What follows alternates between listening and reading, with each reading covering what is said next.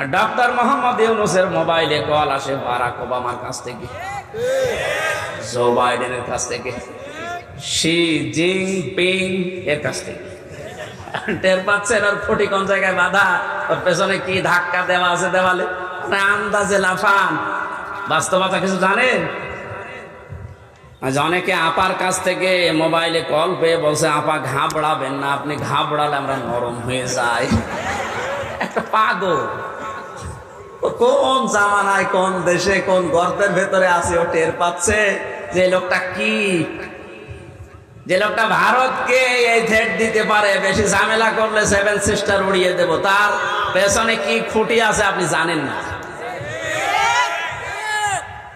ও যদি এই মুহূর্তে চাপ দিয়ে বলে যে ভারত যারে নিয়েছেন বধূ হিসাবে ফেরত দেওয়া লাগবে কালকের ভেতরে, কারণ এ কথা তো ওর